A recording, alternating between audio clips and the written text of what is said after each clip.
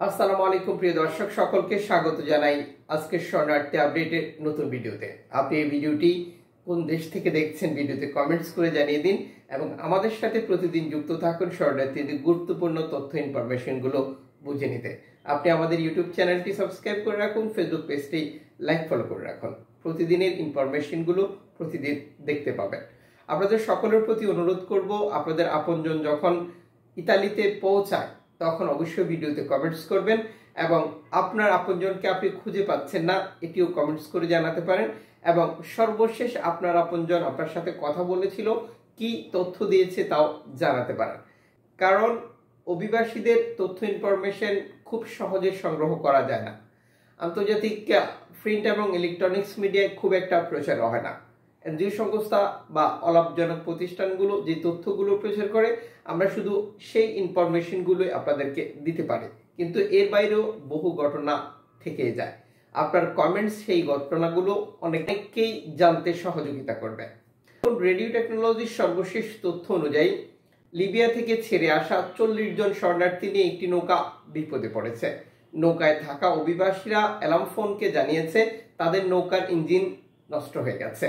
নৌকাটিতে পানি ঢুকতে শুরু করেছে। নৌকাটিকে উদ্ধার করার জন্য তাদের সাহায্য কামনা করে। অ্যালার্ম ফোন রেডিও টেকনোলজি আন্তর্জাতিক সংস্থাগুলোর কাছে বার্তাটা প্রচার করেছে।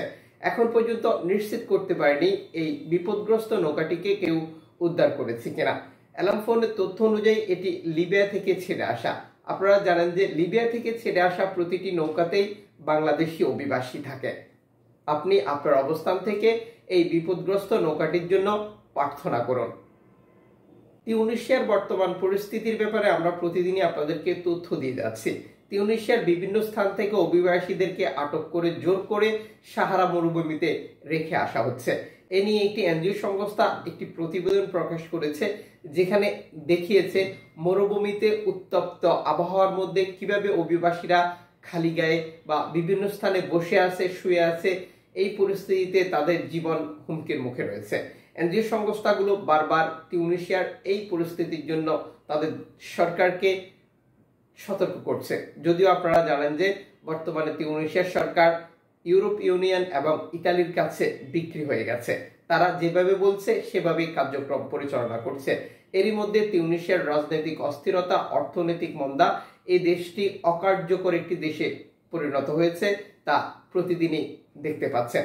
এই পরিস্থিতিতে তিউনিসিয়াতে গিয়ে ইতালি যাওয়া বা ইউরোপে যাওয়ার পরিকল্পনা আমাদের যে সকল ভাই করছেন, আপনাদের আপনজন যারা করছে তাদেরকে সতর্ক করে দেবেন। তুরস্ক থেকে গ্রিসের বিভিন্ন উপত্যকার রেকর্ড সংখ্যক অভিবাসী প্রবেশ করেছে গত কয়েকদিনে। তুরস্ক থেকে গ্রিসের এই দ্বীপগুলিতে অবস্থানরত অভিবাসীদের খুবই খারাপ অবস্থা রয়েছে। দীর্ঘদিন অপেক্ষা করতে করতে খাওয়া শেষ হয়ে গেছে, শিশুরা অসুস্থ হয়ে পড়েছে, নারীদের অনেক ধরনের সমস্যা দেখা দিয়েছে বা মানসিকভাবেও সমস্যা। এজিয়ান বোর্ড রিপোর্টের সর্বশেষ তথ্য অনুযায়ী এক একটি দলে 10 জন, 15 জন, 20 জন করে অপেক্ষা করছে, কিন্তু তারা কিছুতেই সেই স্থানগুলো পরিবর্তন করতে পারছে না। এদিকে গ্রিস সহযোগিতাও করছে না। এই পরিস্থিতিতে সেখানে অমানবিক এক পরিস্থিতি তৈরি হয়েছে। আন্তর্জাতিক কেন্দ্রীয় সংস্থা মানবাধিকার সংগঠনগুলোর কাছে আহ্বান জানিয়েছে এই অভিবাসীদেরকে দ্বীপগুলো থেকে উদ্ধার করার জন্য। আপনারা অবগত রয়েছেন বর্তমান গ্রিস এবং তার সাথে যুক্ত হয়েছে ফ্রন্টেক্স বাহিনী। অভিবাসীদেরকে আটক করছে, জোর করে আবার তুরস্কের দিকে ঠেলে দিচ্ছে, নৌকার ইঞ্জিন চুরি করছে, নৌকা ডুবিয়ে দিচ্ছে, আরো বহু নাশকতা তৈরি করছে। এই সকল পরিস্থিতিতে এনজিও সংস্থাগুলো বারবার সতর্ক করছে গ্রিস কর্তৃপক্ষের এই আচরণ এবং ফ্রন্টেক্সের এই আচরণের বিরুদ্ধে। এনজিও সংস্থা মেরিগো শিয়াইফোর সর্বশেষ যে তথ্যটি প্রচার করেছে, তারা মাল্টার উপকূলে একটি প্লাস্টিকের নৌকা থেকে 52 জন শরণার্থীকে উদ্ধার করেছে। লিবিয়া থেকে ছেড়ে আসা এই নৌকাটি মাল্টার উপকূলে এসে নিখোঁজ হয়ে যায়, যেই নৌকাটিকে খুঁজে ফিরছিল এনজিও সংস্থাগুলো।